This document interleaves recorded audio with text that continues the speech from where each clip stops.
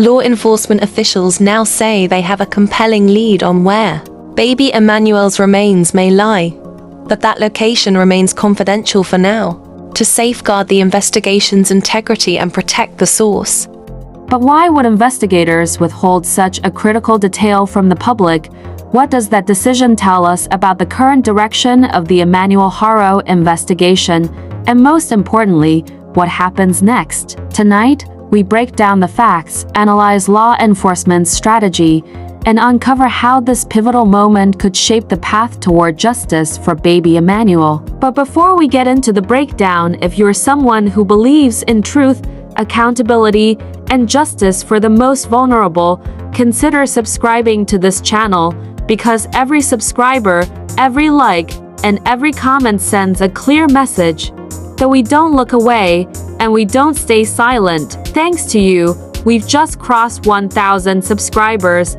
That's 1,000 voices standing together, and with your help, we're heading toward 7,000, and on to 10,000 strong. So go ahead, drop your fingerprint on that subscribe button, and let me know in the comments where you're watching from, because when this movement for justice reaches its next milestone, I want to send my thanks directly to your city, your community, your name. Now let's return to a case that's gripped the nation, shaken communities, and left a haunting question unanswered.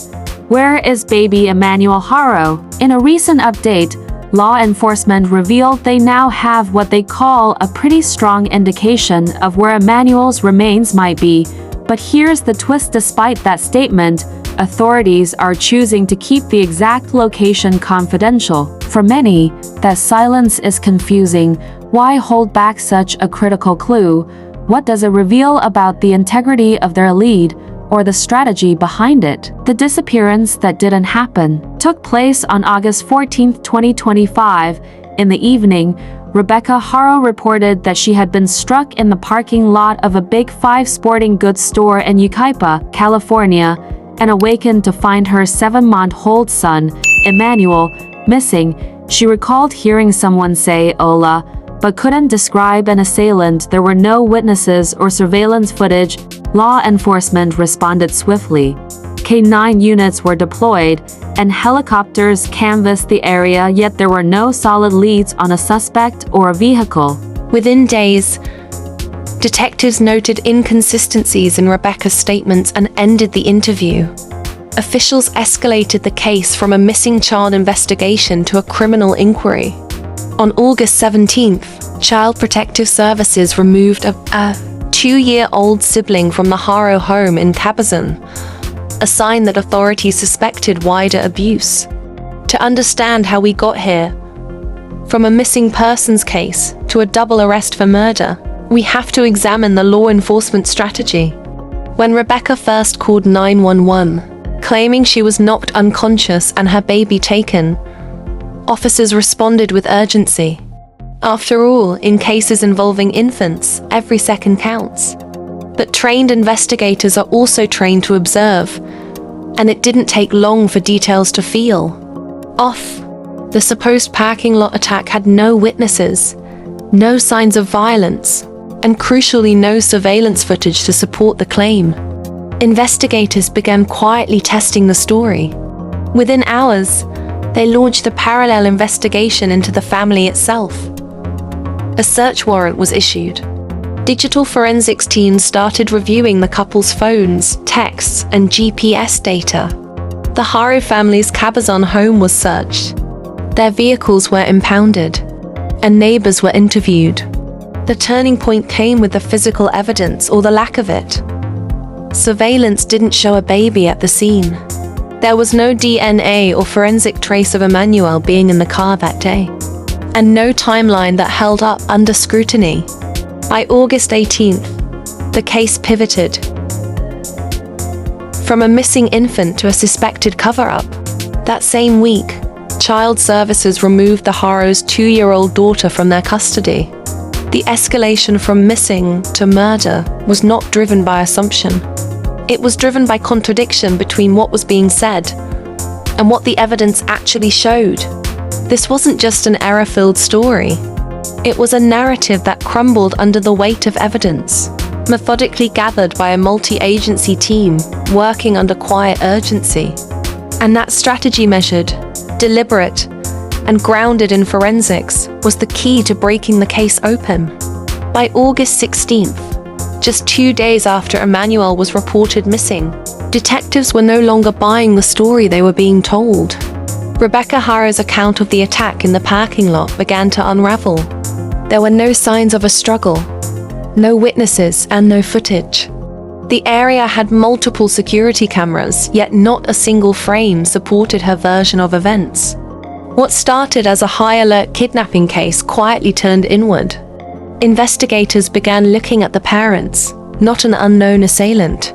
By August 22nd, the shift was complete. Both Rebecca and Jake Haro were arrested, charged with murder and for filing a false police report. And then came the most chilling revelation. Investigators now believe Emmanuel wasn't taken. He died before the 911 call was ever made. According to prosecutors, Emmanuel had been suffering from prolonged abuse, and rather than seek help or report the tragedy, his parents allegedly tried to cover it up with a fake kidnapping story. On August 27th, Riverside County District Attorney Mike Hestrin confirmed that authorities now have what he called a pretty strong indication of where Emmanuel's remains might be.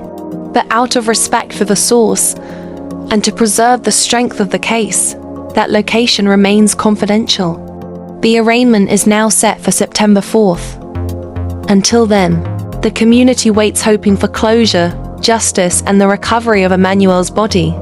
Investigators served search warrants on August 18th at the Haro's residence and thoroughly reviewed surveillance video, digital logs, and the father's vehicle, which had been seized for evidence. By August 22nd, law enforcement concluded that no abduction had occurred, and both Rebecca and Jake Haro were arrested on charges of murder and filing a false police report. Even after the arrests, the search for Emmanuel didn't stop. In fact, it became more targeted. Authorities returned to the Haro family home in Cabazon, executing thorough searches across the property and surrounding desert terrain. At the same time, Child Protective Services removed the couple's 2-year-old daughter, both for her safety and as part of a wider child welfare investigation. On August 24th, the case took a dramatic turn. Jake Haro, now in custody and dressed in a prison jumpsuit, was escorted to a remote stretch of land in Moreno Valley. There, investigators brought in cadaver dogs. It wasn't a publicity stunt. It was a real-time search, guided by what officials call a pretty strong indication of where Emmanuel's body might be located. The terrain, however, poses serious challenges. Crews have been canvassing highways, landfill areas, and open desert, harsh, unforgiving environments where clues can be erased by time, weather, or wildlife. Despite this, the search continues quietly and methodically, because even without a body, every inch searched is a message that Emmanuel's life, no matter how brief, matters. For the community of Cabazon and the surrounding inland empire, this case has been nothing short of devastating. At first, people rallied behind the Haros. They held vigils, passed out flyers, lit candles, and prayed. The idea that a child had been snatched in broad daylight was horrifying. But as the truth began to shift toward an internal crime, rather than an external threat, grief gave way to disbelief. How could something like this have gone unnoticed? How could so many systems fail at once? Many now feel betrayed, not just by the parents, but by a system that should have intervened years ago. District Attorney Mike Hestrin didn't mince words.